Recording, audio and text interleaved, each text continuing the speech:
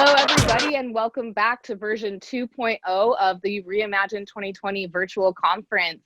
This time around, our theme is disrupting the system, and I'm here with another university segment, Ashlie Meredith, head of MouseBelt University at MouseBelt Blockchain Accelerator. And I'm here today with some students from UT Dallas, Saksham, Rachana, and Arshdeep. They're from the UT Dallas Blockchain Club, and we've invited them here today to talk about what they're thinking as they're returning to campus or not returning to campus, and how they think blockchain may be the solution to some of these broken systems. Thank you guys for joining. Why don't you go ahead and introduce yourselves and tell us what your plans are, what you're thinking about heading back to school. I know in just 2 days. Saksham, why don't you introduce yourself, tell us a little bit about your role in the club or interest in blockchain and what you're thinking going back to school. That's good. I'm Saksham. I'm part of the UTD Blockchain Club.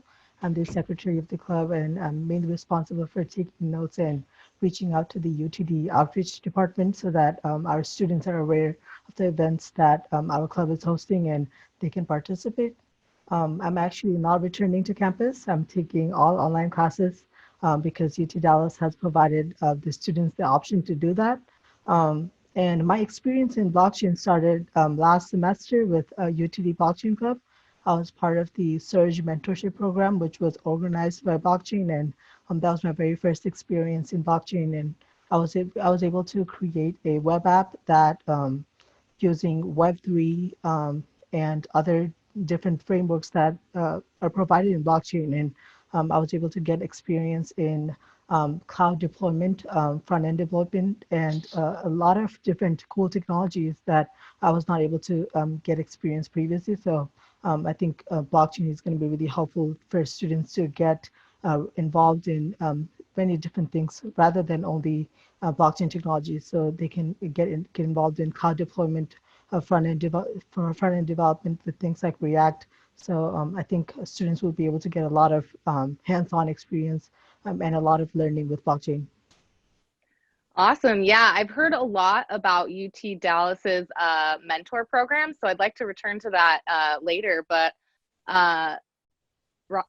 Rachana, tell us how you're doing, what you're thinking about heading back to school, and introduce yourself and tell us how you're involved with the club. Yeah, thank you, Ashlie. So like she said, my name is Rachana Kataram. I'm involved with the Blockchain Club as the Chief of Operations, so kind of dealing with the people side of things, scheduling meetings, etc., making sure everything runs smoothly. And I got involved with blockchain a couple years ago because a friend of mine pulled me into it. I'm actually a business major, so a lot of the blockchain uses that I know of are really related to lowering costs of business, improving processes and things like that, which I think is really interesting and could really, again, like you said, disrupt the system.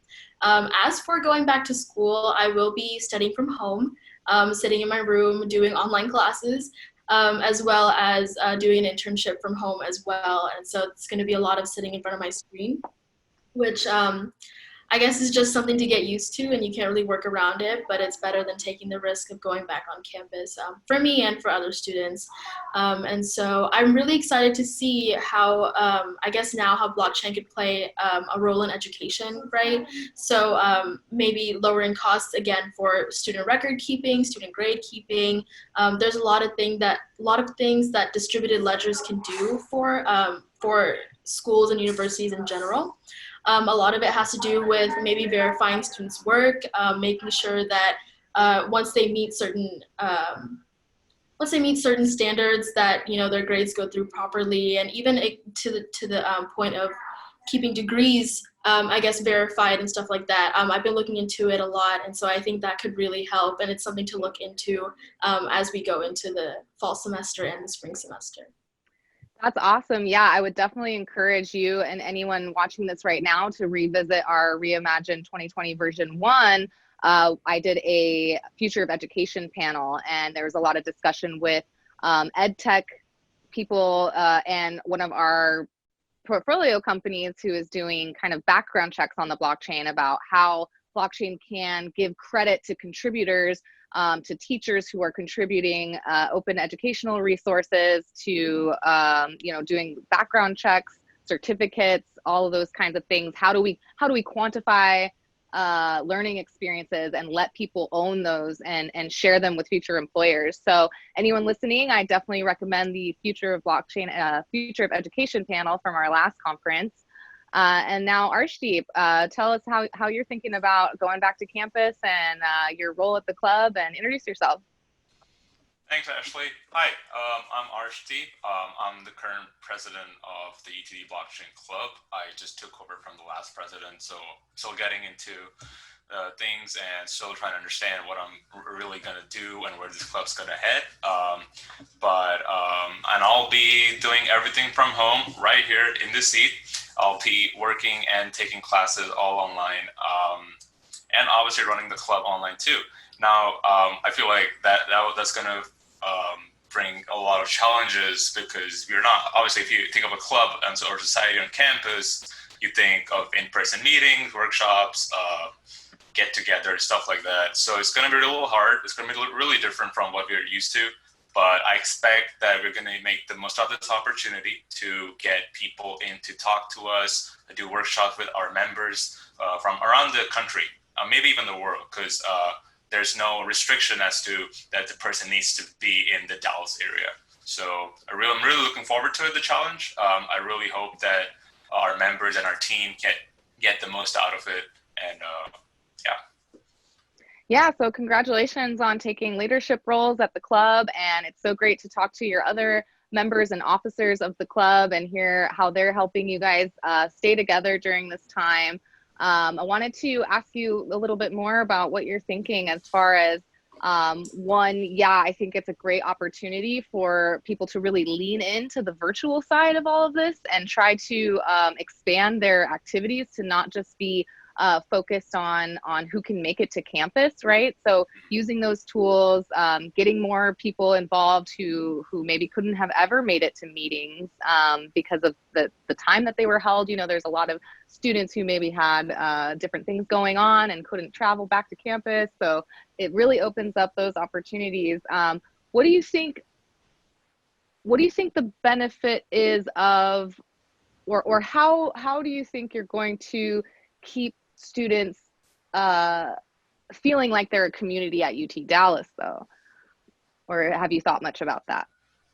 Yeah, definitely. I think that will be the biggest obstacle for us to get across, because it's really hard to communicate properly. We can do a lot of marketing that we could have done on campus. We can physically talk to students, and but on the other hand, I think people, as you said, will be more engaged with us since they will have more time on their hands. They will be able to access us and the team very easily. Workshops will be all online, so it's very easy to be part of them.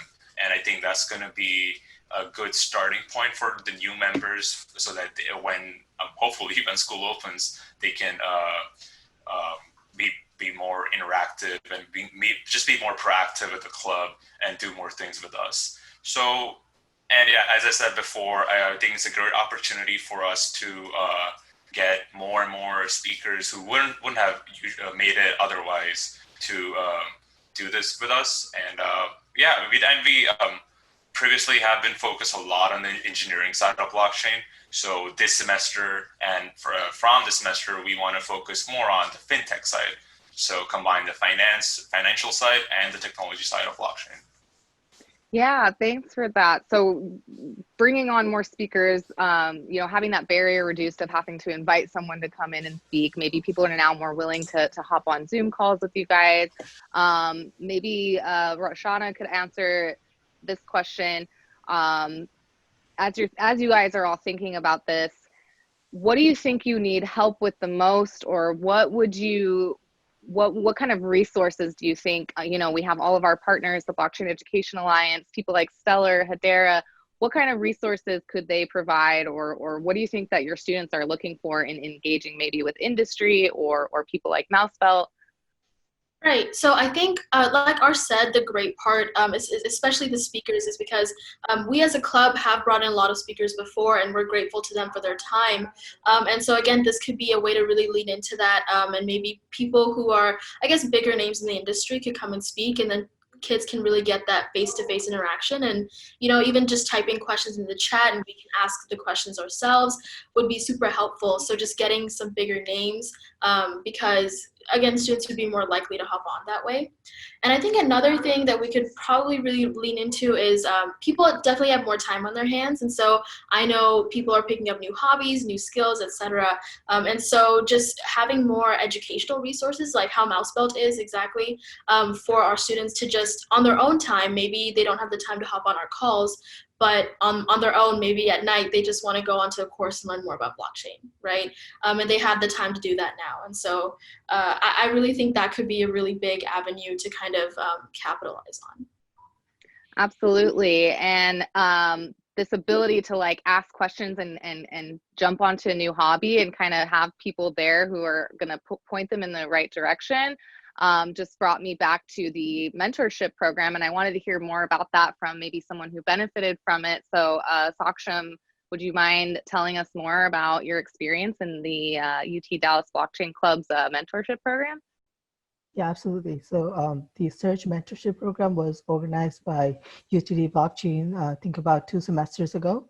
It was our first mentorship program, and we had about 3 teams with 3 members in each team.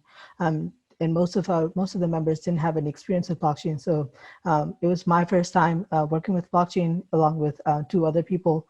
It was also their first time working with blockchain, and the Utility Blockchain Club was really supportive of us trying to learn blockchain, and they were very supportive that we didn't really know much, but they were really providing a lot of resources with things like MouseBelt, and we were able to learn more about blockchain and also integrate blockchain with different front-end technologies like React, storing data in databases like Firebase, and connecting everything with testing things with Rinkeby network and things like that. So it was very technical. Also, we were able to consider different business applications of blockchain.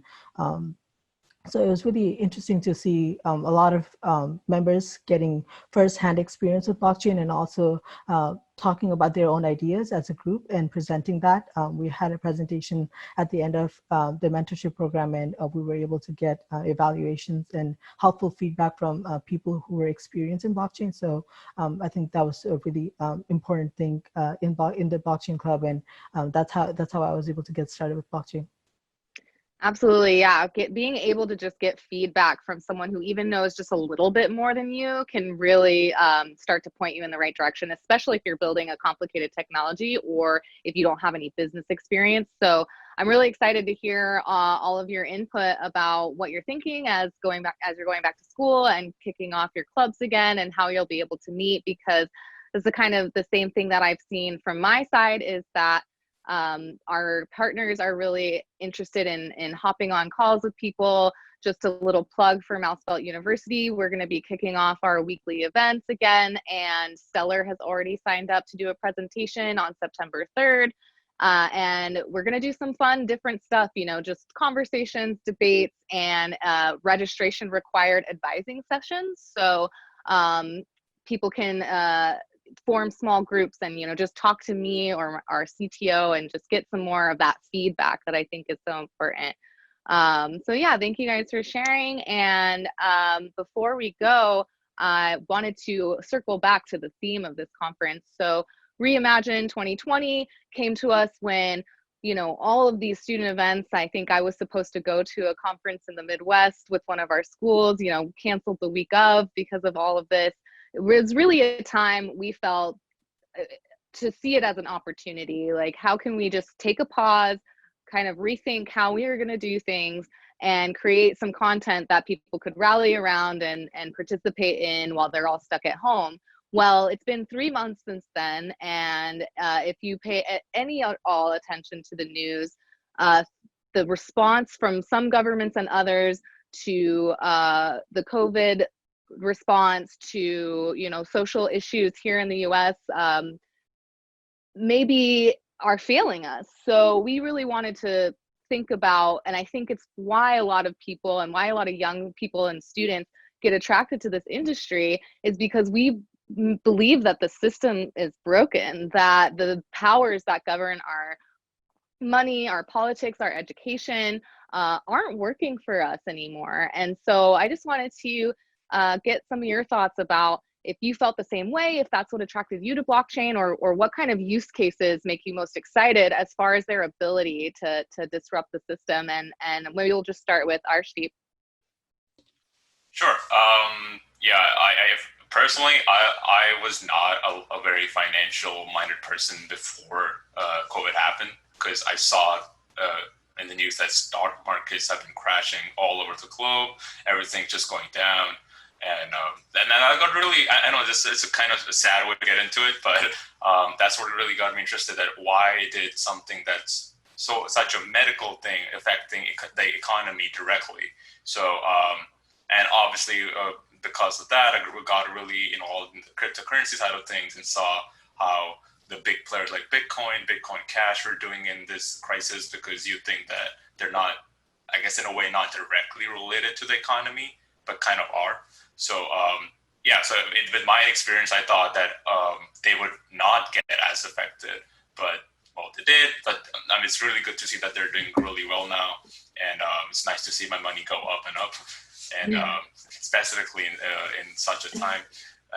But yeah, I think people can really use something like that in today's times, because when there's no guarantee of employment, and when everyone's struggling with rent, evictions, and just general payments, specifically school payments, it can be really hard if you're not working.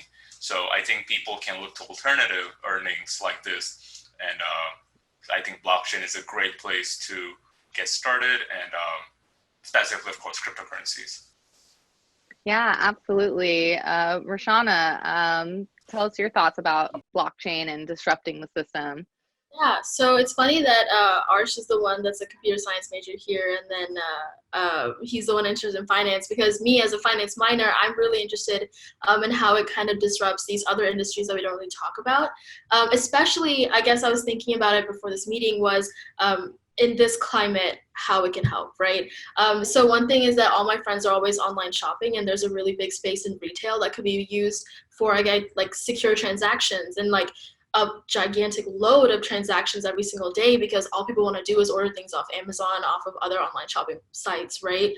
So that way. And then also with everyone going online, cloud storage is a really big deal. And so all these files that are being sent over and over again every single day, more than ever before, this sort of decentralized ledger system is really good for that, and also just for keeping things secure, because things can get lost in the waves a lot. And so keeping that security there is really important now.